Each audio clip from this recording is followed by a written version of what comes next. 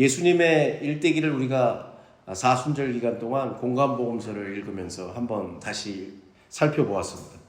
예수님의 태어나심은 이 땅이 처음에 하나님의 손길로 창조되었던 그것이 얼마나 귀중한지를 다시금 그 의미를 드러내는 사건이고, 예수님의 죽음은 역사와 또 실제의 의미가 드러나는 놀라운 사건이기도 합니다. 여러분, 드러난다는 것은 보이지 않는 것이 실제로 알게 되는 것이죠. 예수님의 탄생, 그리고 예수님의 죽음, 또다시 예수님의 부활의 사건은 믿음이 그냥 하나의 신화가 아니고, 이야기가 아니고 살아있는 역사고, 우리의 삶에 나타나는 살아계신 하나님의 말씀인 것을 우리가 알 수 있습니다. 예수님께서도 십자가에서 맨 마지막으로 하신 말씀이 바로 다 이루었다입니다. 그리고 사흘 만에 예수님은 부활하셨습니다. 예수님의 탄생과 죽음은 바로 이 부활 사건을 통해서 완성되었습니다. 예수님처럼 불의한 세상에 참여하고 그런 기도를 하면서 억울함과 분노와 절망감으로부터 자유로워져서 뚜벅뚜벅 가다 보면 우리도 부활을 통한 완성을 보게 될 것입니다. 우리의 삶도 여전히 연약합니다. 우리의 삶도 불완전합니다. 여기저기 구멍이 많습니다. 그러나 우리는 자꾸 창조와 역사, 커다란 것에 관심이 있어요.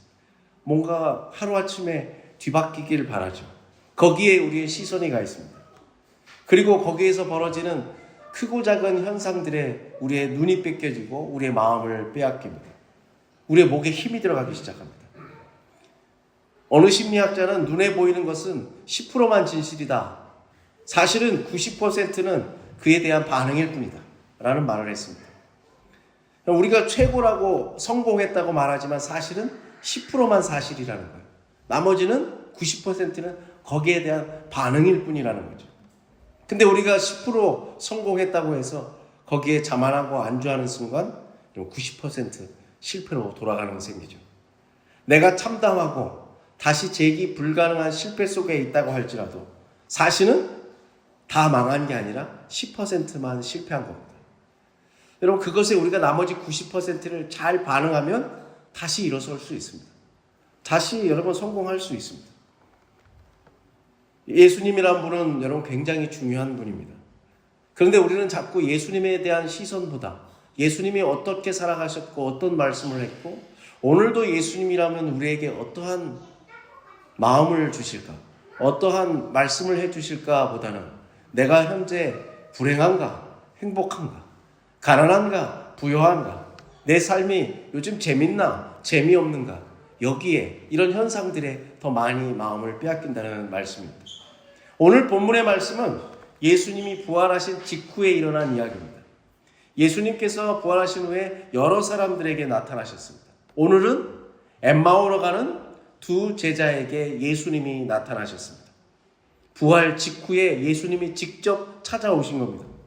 여러분, 부활은 뭡니까? 부활은 무엇일까? 참 어려운 얘기죠. 다시 살다라는 한자어잖아요. 다시 산다. 그럼 다시 사는 게 뭐냐? 예수님이 십자가에서 죽으셨다가 사흘 만에 다시 사신 그것이 오늘 내 인생에 무슨 상관이 있느냐? 여러분, 그것을 알려주는 대표적인 이야기가 바로 오늘 엠마오로 가는 두 제자 글로바와 그의 친구의 이야기입니다.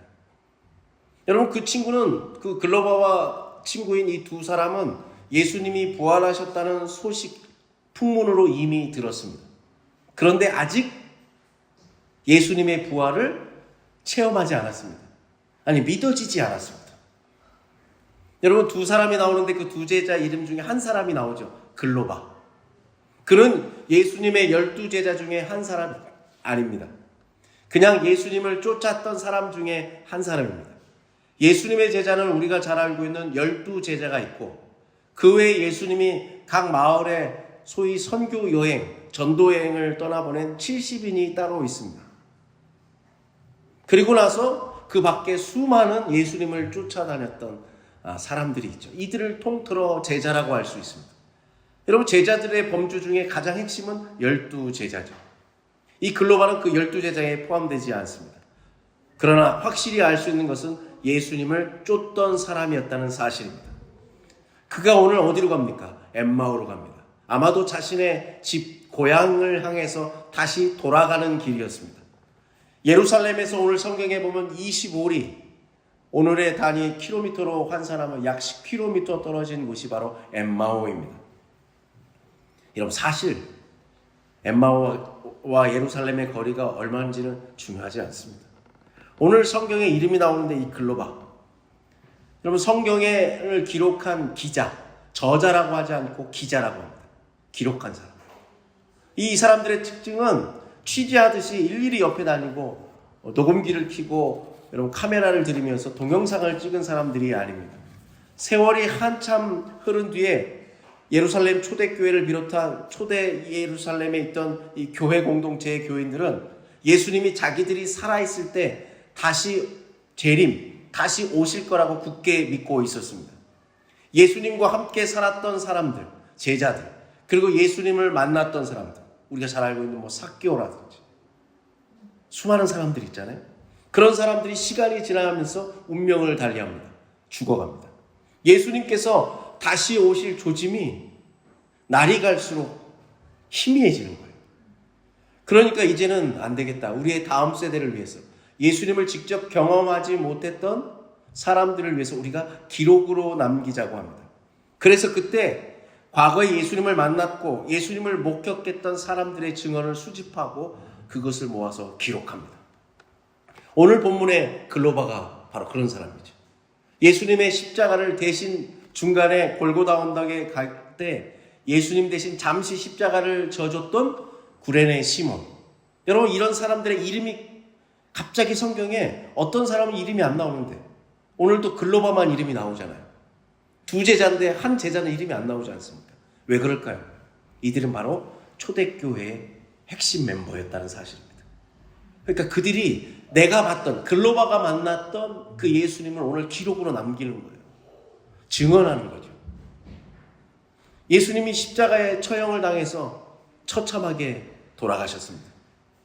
글로바가 언급했듯이 예수님의 십자가 처형 이후에 세상에 흉흉한 소문이 돌기 시작했습니다. 막달라 마리아가 향유를 부어드리기 위해서 예수님이 돌아가신 사흘째 되는 아침에 예수님의 무덤을 찾아갔는데 예수님의 시체가 온데간데 없던 거죠. 막달라 마리아는 깜짝 놀라서 당황했는데 그때 거기에서 주님께서 부활하셨다는 소식을 직접 전해 듣습니다. 그리고 그가 곧바로 예수님의 제자들에게 그것을 알립니다. 베드로를 비롯한 몇몇의 제자들이 막달라 마리아부터 들은 소식을 듣고 예수님의 무덤을 찾아가서 그것을 확인합니다. 여러분, 우리가 지난 사순절 동안 읽은 마태, 마가, 누가복음, 그리고 우리가 지금 읽고 있는 요한복음, 이 사복음서는 예수님의 죽음과 부활에 대해 공통점도 있지만 각각 다르게 기록하는 부분이 있습니다. 왜 그럴까요? 어디가 맞는 걸까요? 마태복음이 맞는 걸까요? 누가복음이 더 신빙성 있는 걸까요? 아니면 오늘 요한복음이 가장 정확한 걸까요? 여기 네 사람의 성경 기자들이 저마다 똑같이 예수님의 부활과 죽음에 대해서 기록하지 않고 각각 어떨 때는 다른 이야기를 적습니다. 여러분, 그러니까 네 사람의 이야기, 마태, 마가, 누가, 요한복음서를 종합해 보면 예수님의 죽음과 예수님의 부활이 더 풍성해지고 확실해지는 것입니다. 글을 쓰는 사람들의 의도가 여기에 다 다분히 들어가 있어요. 서로 다른 말을 한다고 해서 틀린 말이 아니라, 사실이 아닌 것이 아니라 서로 보충하면 예수님의 죽음과 부활이 더 풍성해진다는 말씀입니다. 여러분, 오늘 본문으로 다시 돌아오면 오늘 본문의 주인공인 글로바는 예수님께서 부활하셨다는, 막달라 마리아와 그의 제자들이 말하는 그 소문, 삽시간처럼 예수님이 시체가 온데간데 없고 아마 예수님이 약속하신 대로 부활하셨다는 그 이야기를 듣기는 들었지만 믿지 않았습니다. 예수님의 부활 후에 여러분, 유대교의 종교 지도자들은 난리가 났어요. 예수님의 시체가 사라졌잖아요. 살아생전에 분명히 자신이 부활할 것을 여러 차례 예고하고 사람들에게 알리지 않았습니다. 그래서 그들은 반대로 풍문, 다른 소문을 역풍으로 소문을 내죠. 그게 뭡니까? 예수를 따르던 사람들이 예수님의 무덤에 찾아가서 몰래 시체를 훔쳐다가 그가 살아있었을 때 얘기했던 나는 다시 살아날 거다, 부활한다는 것을 맞추기 위해서 일부러 시체를 훔쳤다는 거짓 소문을 퍼뜨리기 시작합니다. 글로바가 이 일 들었을까요? 안 들었을까요? 아마도 들었을 겁니다. 혼란스러운 거예요. 이 이야기가 맞는지 저 이야기가 맞는지. 그렇다고 해서 여러분 글로바가 예수님을 쫓지 않는 것이 아니죠. 사랑하지 않는 것이 아니죠.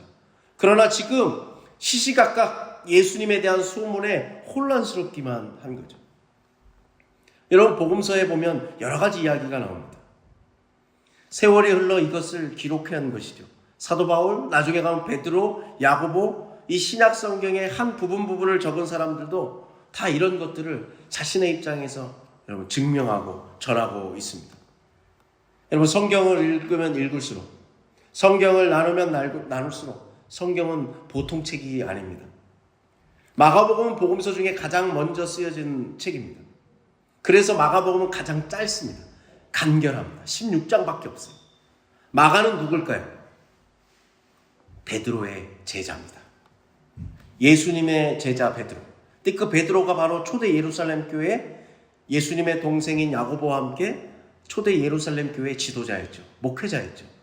그 베드로가 자신의 제자, 자신을 따르는 마가를 시켜서 예수님의 행적을 기록한 것이 바로 마가복음.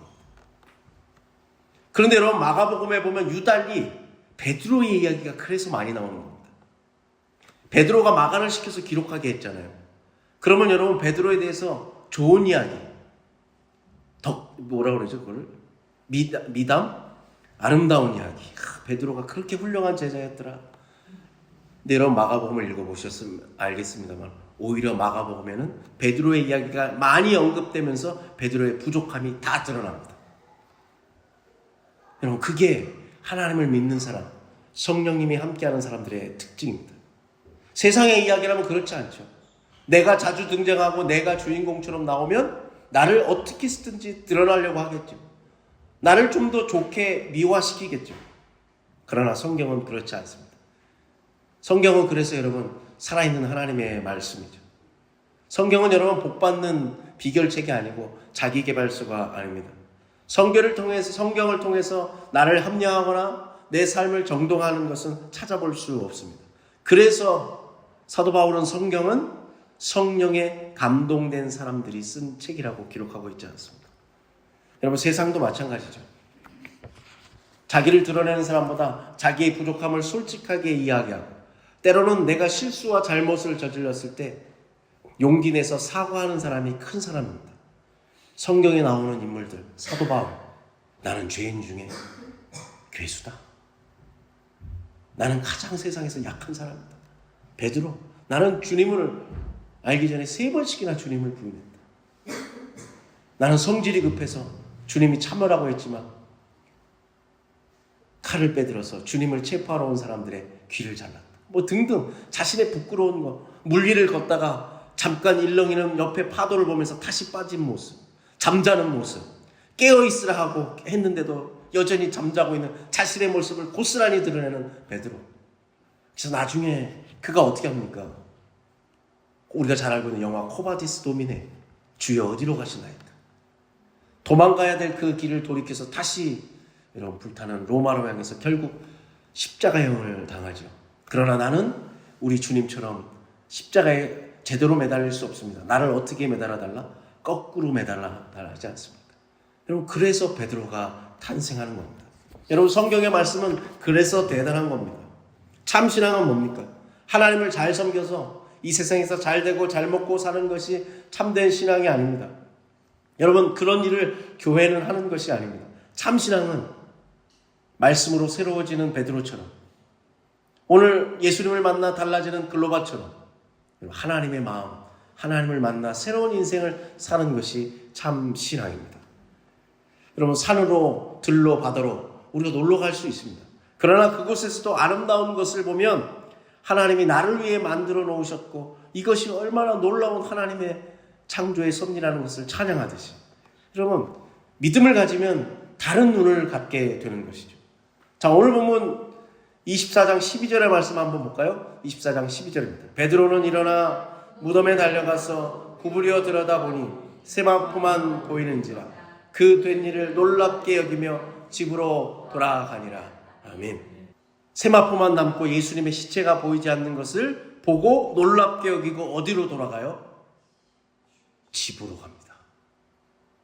여러분, 이 본문을 우리는 그냥 여태까지 쭉 읽지만 왜 집으로 갑니까? 우리 같았으면 집으로 갔을까요? 정말 예수님이 그토록 얘기하셨던 부활하셨던 사건이 내 눈으로 목격됐으면 우리 정말 집으로 가서 얌전히 저녁 먹고 씻고 양치질하고 일상으로 돌아갔을까요? 아니죠. 정작 우리가 돌아가야 될 집은 내 집이 아니죠. 엠마오로 가던 두 제자들도 지금 집으로 돌아가는 엠마오로 가는 그 길 가운데 누구 얘기를 해요? 예수님의 이야기를 서로 나눕니다. 예수님이 부활했다는, 다시 살아났다는, 아니 시체가 사라졌다는 그 소문을 서로 막 얘기합니다. 지금 예루살렘을 떠나서 자기 집으로 돌아가고 있는 거예요. 베드로랑 똑같습니다. 아직 부활하신 주님을 못 만난 거죠. 믿어지지 않는 거죠. 오늘 17절의 말씀 한번 볼까요? 누가복음 24장 17절입니다. 예수께서 이르시되 너희가 길 가면서 서로 주고받고 하는 이야기가 무엇이냐 하시니 두 사람이 슬픈 빛을 띠고 머물러 서더라. 아멘. 두 사람이 이야기하는데 갑자기 길동무가 나타난 거예요. 이 그림 예전에도 보신 적 있잖아요. 길동무가 나타났어요. 그 사람이 예수님인지 몰라요. 근데 이 두 사람의 특징이 뭐예요? 17절의 말씀에 슬픈 기색이 있어요. 예수님에 관해서, 예수님에 대해서, 예수님의 부활의 이야기를 하고 있는데 슬픈 기색을 하고 있어요. 18절의 말씀 이어서 볼까요? 18절의 말씀입니다. 그 한 사람인 글로바라 하는 자가 대답하여 이르되 당신이 예루살렘에 체류하면서도 요즘 거기서 된 일을 혼자만 알지 못하느냐? 예루살렘에 살면서 요즘 가장 유명한 사건, 예수님의 시체가 사라졌다는 거. 아니 예수님을 쫓던 사람들은 예수님이 다시 생전에 말씀하신 대로 다시 사셨다, 부활하셨다는 그 이야기 못 들어봤냐는 거예요. 근데 두 사람은 슬픈 기색을 하면서 이 얘기를 하고 있어요. 여전히 두 사람은 믿어지지가 않는 거예요. 여전히 그의 삶은 예수님이 부활했어도 억울해요. 예수님이 부활했어도 슬픈 일이 여전해요. 예수님이 부활했는데도 아직도 삶을 신세한탄하고 살아요. 예수님이 부활했는데도 막막해요. 예수님이 부활했는데도 절망 가운데 살아가는 거예요. 여러분, 오늘 본문을 통해서 주님께서 우리에게 똑같이 말씀하십니다. 예수, 너 교회 열심히 다니잖아. 예수 열심히 믿는다고 옆에 사람들은 얘기하지만 그럼에도 불구하고 부활하신 주님이 부활하심에도 불구하고 그게 나랑 무슨 상관이 있냐는 거예요. 여전히 내 삶은 슬픈 기색을 떨칠 수 없는 고단한 인생인데 예수님이 부활하시는 게 나랑 뭔 상관이냐는 거예요. 내가 바라는 게 이루어지지 않았는데, 나 건강하지 않은데, 나 오래 살 것 같지 않은데, 내가 하는 일 다 잘 안 되는데, 우리 자식들 어려운 일 당했는데. 여러분, 예수님은 지금 이 두 사람에게 다른 얘기를 하십니다. 우리는 자꾸 내 현실에 예수님을 가둬놓죠. 그러나 예수님, 부활하신 주님은 우리를 찾아오셔서 그것을 깨주시는 거예요. 그것을 넘어서게 합니다. 진정으로 우리의 삶이 부활하신 주님과 함께 부활의 세계로, 새로운 세계로 우리를 이끌어 가신다는 겁니다. 예수님은 여러분 2000년 전에나 지금이나 여러분 훨씬, 예수님 당시는 훨씬 가난했어요. 당시에는 하루 3끼를 못 먹었다고 합니다. 2끼 먹고 살았다고 해요. 예수님을 쫓았던 아까 12제자, 70인의 제자, 그 외 수많은 사람들, 대다수가 뭐예요? 가난한 사람들이었습니다. 예수님의 대표적인 기적 중에 하나가 오병이어 기적이에요. 여러분, 오병이어의 기적에 남자 장정만 5,000명이었잖아요. 그들이 저녁이 되도록 뭐 했어요? 먹을 게 없었어요. 그래서 제자들이 그걸 막 걱정하잖아요. 어느 제자는 막 그걸 계산하잖아요. 그 당시 예수님을 쫓았던 대다수가 어떤 사람이었다는 거예요? 하루 2끼도 제대로 먹는 가난한 사람들이었다는 거예요. 그래서 예수님이 그들을 향해서 뭐라고 말씀하세요? 목자 없는 양들과 같다고 말씀하시지 않습니까? 그러면서 예수님이 그들에게 그 들판에서 하신 말씀이 뭐예요? 예수님만 쳐다보고 있는 그 가난한 사람들, 예수님만 쳐다보고 있는 그들을 향해서 예수님이 하신 말씀이 바로 마태복음 6장의 말씀입니다. 한번 읽어볼까요? 공중의 새를 보라. 심지도 않고 거두지도 않고 창고에 모아 들이지도 아니하되 너희 하늘 아버지께서 기르시나니 너희는 이것들보다 귀하지 아니하냐. 아멘. 여러분, 이 말씀 앞에 우리 같으면 뭐라고 하겠습니까? 아이, 무슨 소리야. 저 지금도 방금 새가 날아갔는데 저 새하고 어떻게 나랑 비교해. 저 이름도 없는 들꽃, 저게 나랑 무슨 상관이야. 내가 오늘 지금 힘들어 죽겠는데. 정말 예수님 세상 물정 모르시는 것 같아. 여러분, 가난한 사람들이 예수님의 이 말씀을 듣고 어떻게 했을까요? 자신의 그물을 던졌습니다. 자신의 가족의 생계가 달려있는 쟁기를 던져들고 예수님을 쫓아갔습니다. 예수님의 말씀 속에 뭘 깨달은 거예요? 얼마든지 살 수 있어. 예수님의 어떤 음성을 들은 거예요? 걱정하지 마라.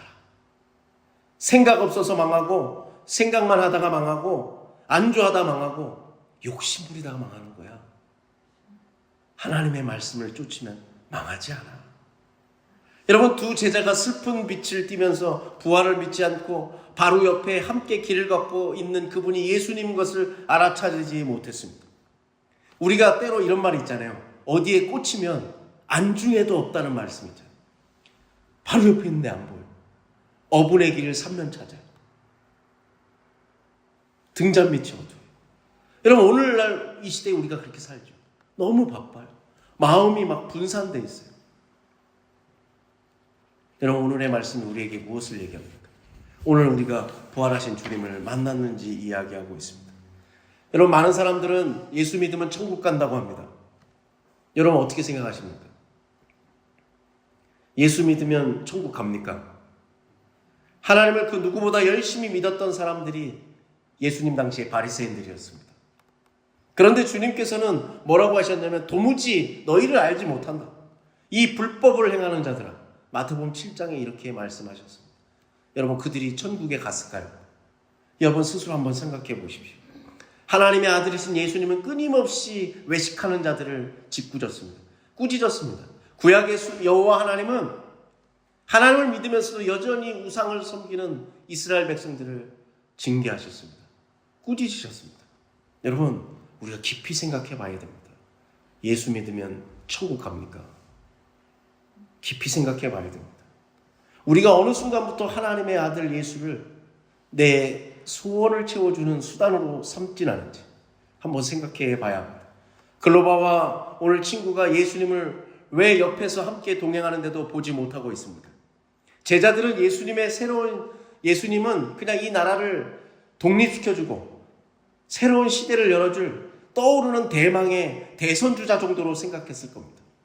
아니, 예수님 쫓아가면 내 삶이 달라질 거라고 생각했습니다. 그런데 그런 예수님께서 맥없이 무너져 버렸습니다. 십자가에 달려서 죽어버렸습니다. 가룟 유다 제자 중에 한 사람이 예수님을 팔아버렸습니다. 얼마나 충격적이었겠습니까? 우리는 그냥 쉬쉬하고 넘어가지만 나머지 11명의 제자들은 얼마나 충격적이었을까요? 우리는 최후의 만찬이라는 레오나르도 다빈치의 그 그림에서 여러분 그 제자들을 보지만 거기에 여러분 한 손에 칼을 품고 있는 가룟 유다가 그려져 있지 않습니까? 여러분, 우리의 마음이 그렇죠. 근데 예수님은 어떻게 합니까? 이 슬픈 기색을 하고 예루살렘을 떠나 집으로 돌아가고 있는 이 두 제자를 예수님이 찾아오셨습니다. 그리고 뭘 해주세요? 말씀을 해석해 주죠. 풀이해 줍니다. 그들의 이야기를 들어줍니다. 24장 27절입니다. 이에 모세와 모든 선지자의 글로 시작하여 모든 성경에 쓴 바 자기에 관한 것을 자세히 설명하시느니라. 아멘. 예수님이 슬픈 기색에 있는 두 제자에게 뭘 얘기해 줘요? 성경의 이야기를 해줘. 그리고 32절에 이런 말씀이 있습니다. 한번 읽어볼까요? 이제 예수님이 누군지를 알아차린 그들이 사라진 예수님을 보면서 둘이서 서로 얘기하는 거예요. 한번 읽어볼까요? 그들이 서로 말하되 길에서 우리에게 말씀하시고 성경을 풀어주실 때 우리 속에서 마음이 뜨겁지 아니하더냐고. 아멘. 마음이 뜨겁게 변합니다. 예수님이 오셔서 우리의 눈이 밝아지게 해요. 우리의 눈이 열리게 합니다. 그래서 바로 내 옆에서 찾아와셔서 성경의 말씀을 깨닫게 해주시고 우리로 하여금 부활의 주님을 만나게 해주시고 우리로 하여금 하나님의 자녀인 것을 깨닫게 해주시는 그분이 예수님인 것을 보게 합니다. 그리고 그 예수님이 우리에게 말씀을 쭉 풀이해 주세요. 그러면 우리에게 어떤 변화가 일어나요? 마음이 뜨거워집니다. 마음이 열려집니다. 그리고 예수님과 식사를 합니다. 그때 그들의 눈에 누가 보여요? 예수님이 보이기 시작합니다. 여러분, 이것이 오늘 부활하신 예수님께서 엠마오로 가는 두 제자를 직접 찾아가셔서 그들과 대화하시고 만나시고 식사하면서 그들에게 어떠한 변화가 일어난지를 보여줍니다. 여러분, 그들이 눈이 밝아지고 마음이 뜨거워지고 예수님을 알아차린 순간 예수님은 사라집니다. 그리고 그들이 곧바로 뭘 합니까?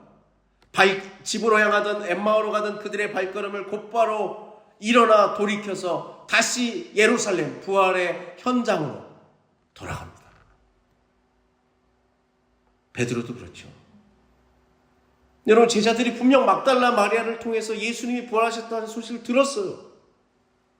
내가 직접 들었습니다. 그리고 베드로와 및 제자들에게 전했어요. 베드로는 그 현장에 가서 세마포만 남아있는 빈 무덤을 봤어요. 아니, 살아생전 예수님이 어떻게 되실 거고 어떻게 부활하실 것도 들었단 말이죠. 직접 들었어요. 그런데 그 뒤에 11제자들은 어떻게 했어요? 마가의 다락방 2층에서 문을 걸어 잠그고 누가 우리를 찾아올까봐, 우리를 잡으러 올까봐 두려움에 사로잡혀서 숨어 있었지 않습니까? 그때도 부활하신 주님이 그들을 찾아가셨습니다. 그리고 말씀하신 게 뭐예요? 너희에게 평강이 있을지어다. 성령을 받으라. 여러분, 그 뒤에 그들이 변화됩니다. 그 뒤에 오늘 글로바와 그 제자처럼 곧 일어나 그들의 발걸음을 다시 예루살렘으로 향하게 합니다. 앞서 교회학교에서도 말씀드렸던 하나의 이야기가 있습니다. 여러분, 이 이야기를 오늘 마지막으로 전해드리고자 합니다. 세계 3대 테너 중에 두 사람, 플라시도 도밍고와 호세 까레라스는 둘 다 스페인 사람입니다. 출신 지역이 앙숙인 지역이에요. 지역 감정이 있는 지역. 서로 라이벌이면서도 앙숙이었어요. 1987년에 이 테너 까레라스가 백혈병에 걸리게 됩니다. 그래서 당시에 치료를 받기 위해서 애를 쓰지만 그 병이 중증병이었기 때문에 낫기 어려웠습니다. 그리고 너무 많은 치료비를 탕진하게 됩니다. 그런데 그가 소식을 듣습니다. 1988년 다음 해에 어떤 소식을 듣냐면 수도 마드리드에 백혈 전문병원이 세워졌다는 소식을 듣습니다. 그래서 까레라스는 그곳에 가서 치료를 받습니다. 치료를 받는데 무료예요. 무료로 받게 됐어요. 여러분, 그 백혈병 전문병원의 도움으로 그는 건강을 회복하게 되고 또 이 병원의 후원 회원이 되기로 작정합니다. 그래서 후원회도 열고 노래도 하고 무대에 서요. 그리고 직접 자신이 후원 회원이 되기 위해서 약정을 하는 순간에 이 병원을 세운 재단이 있고 이 재단이 바로 허모사라는 재단이었는데 이 재단은 자신의 라이벌이었고 앙숙이었던 도밍고가 세웠다는 사실을 알게 됩니다. 자기 라이벌 도밍고가 혹시나 자기가 직접 돈을 주고 하면 이 까레라스가 마음이 상하고 그것을 받지 않을까봐 재단을 세우고 그 재단이 백혈병 전문병원을 세우도록 했다는 거예요. 여러분, 이 소식을 듣고 두 사람은 어떻게 됐겠어요? 여러분, 절친이 됩니다. 우정어린 사람이 됩니다. 훗날 기자가 물어요. 도밍고에게 묻습니다. 어떻게 재단을 세우고 또 백혈병 전문병원을 세웁니까? 왜 이런 일을 하셨습니까? 자기 친구 까레라스를 살리기 위해서였다는 거예요. 그러면서 한 말이 뭐예요? 그의 목소리를 결코 잃어버리고 싶지 않았습니다. 여러분, 그게 답이었습니다. 여러분, 어쩌면 우리 주님께서 여러분 우리를 위해서 십자가에 달리시고 여러분 부활하신 까닭이 뭐겠습니까? 저와 여러분 한 사람 한 사람을 결코 잃어버리고 싶지 않아서였지 않겠습니까? 여러분, 우리가 아무리 사랑해도 여러분 그렇게 할 수 없습니다. 예수님의 사랑은 여러분 다른 것으로 표현할 수 없습니다. 뭐 십자가, 교리, 제가 앞서 뭐 복음서 어쩌고 여러분 다 중요하죠. 성경을 읽는데 도움이 되죠. 그러나 그 마음, 예수님께서 우리 한 사람, 우리 권사님 한 분, 우리 집사님 한 분, 우리 성도님 한 분, 여러분 저와 여러분 한 사람 한 사람을 결코 잃어버리고 싶지 않으셔서 몸소 십자가를 지시고 수치를 당하시고 조롱을 당하시고 여러분 죽기까지 하면서 우리를 살리신 것 아니겠습니까? 이 부활절, 부활하신 주님을 꼭 만나시길 바랍니다. 여러분의 눈이 밝아지시길 바랍니다. 예수님이 보이시길 바랍니다. 하나님의 말씀을 나누고 읽을 때마다 여러분 마음이 뜨거워져서 여러분 우리의 인생이 달라지기를 간절히 축복합니다. 여러분은 하나님이 결코 잃어버리고 싶지 않은 소중한 사람입니다. 십자가에서 죽기까지 사랑한 여러분을 오늘도 축복합니다. 하나님의 은혜 가운데 승리하는 저와 여러분 되시기를 간절히 축복합니다.